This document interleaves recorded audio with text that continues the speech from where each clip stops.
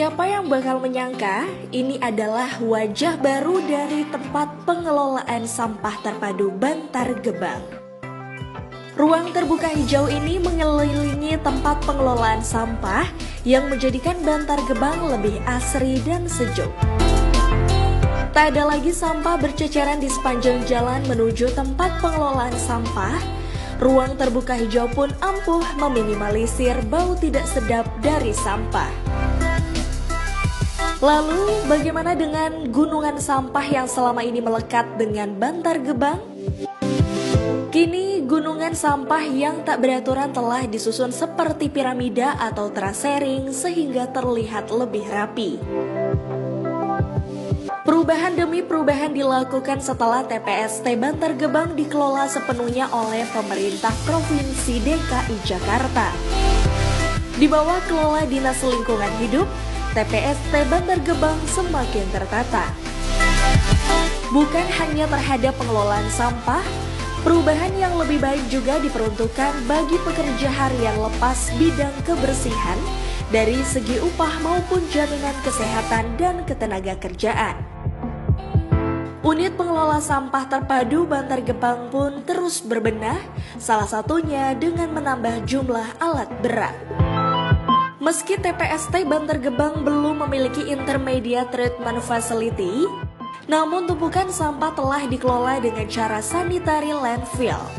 Cara ini mampu menutupi sampah dengan tanah merah dan geomembran sehingga tumpukan sampah dapat ambles atau masuk ke dalam tanah guna mengantisipasi longsor saat hujan.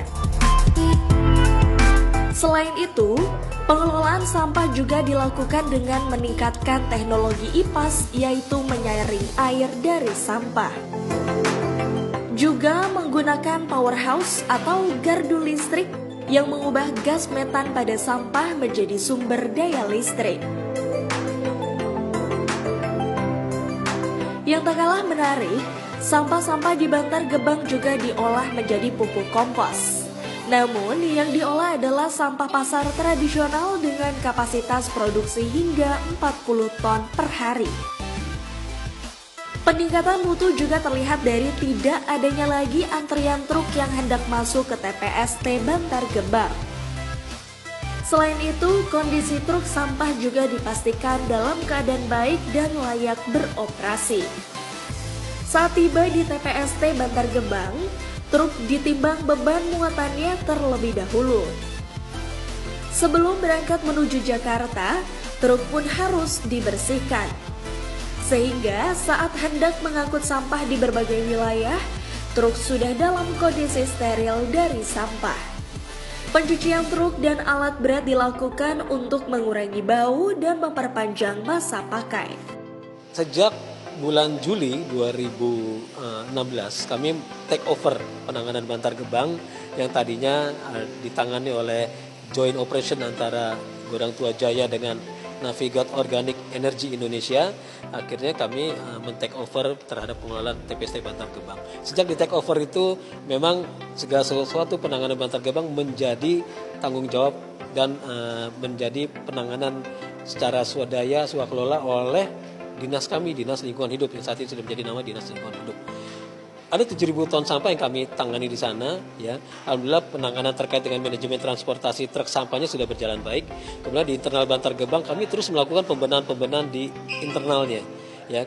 Untuk sisi eksternalnya, Biro Tata Pemerintahan DKI sudah membantu terkait dengan pola kerjasama antar daerah seperti memberikan bantuan keuangan, kompensasi uang bau misalnya, termasuk juga membantu sarana prasarana infrastruktur bagi pemerintah Kota Bekasi. Nah, di internal Bantar Gebang kami terus melakukan pembenahan. Contohnya, kami memperbaiki jalur jalan dengan speed grid, ya, dengan anggaran kami dari Dinas LH. Kemudian kami melakukan penataan terhadap titik-titik buang, zonasi-zonasi yang ada di situ.